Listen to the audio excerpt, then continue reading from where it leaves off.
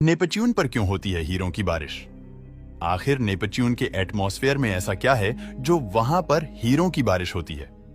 हमारे solar system में इस वक्त 8 प्लेनेट है, जिनमें से प्लेनेट नेपच्यून हमारे सोलर सिस्टम का सबसे आखिरी वाला प्लेनेट है।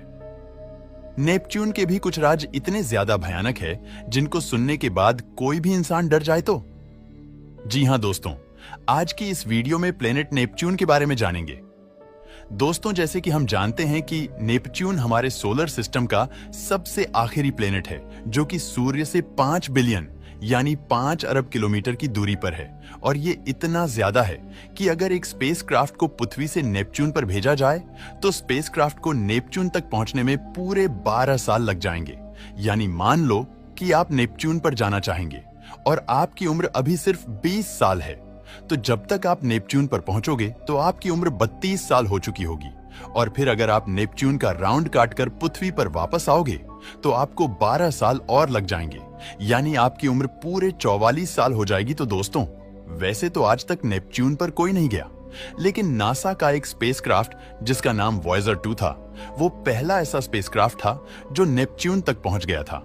वॉयेजर 2 1989 में नेपच्यून के सबसे करीब जाने वाला पहला स्पेसक्राफ्ट था और उसको नेपच्यून तक पहुंचने में पूरे 12 साल लग गए थे। वॉयेजर 2 नेपच्यून के आसपास पूरे 4 महीने तक उड़ता रहा और इन 4 महीनों में उसने नेपच्यून की बहुत सारी इंफॉर्मेशन कलेक्ट की।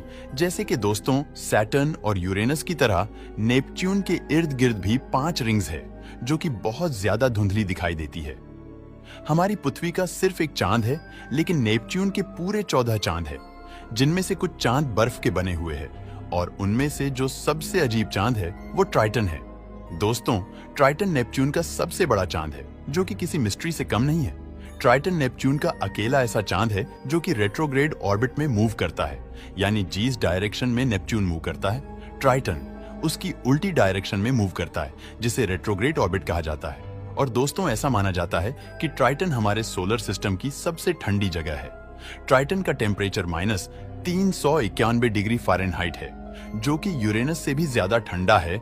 और यही वजह है कि ट्राइटन पर जो वोल्केनोस है, उनके अंदर से लावा नहीं बल्कि बर्फ निकलती है, जो कि सुनने में काफी इंटरेस्टिंग बात तो है ही, लेकिन थोड़ी डरा देने वाली भी है, क्योंकि अगर आप इसकी हवा के अंदर अपना हाथ खोलकर लहरा दोगे तो आपका हाथ जमकर वहीं पर पत्थर बन जाएगा और फिर ब्लड फ्लो ना होने की वजह से आपका हाथ काटना पड़ जाएगा। दोस्तों, जैसे कि हम जानते हैं कि नेपच्यून सबसे आखिरी वाला प्लेनेट है, तो यही वजह है कि नेपच्यून को सूरज के एक चक्कर लगाने में पूरे 135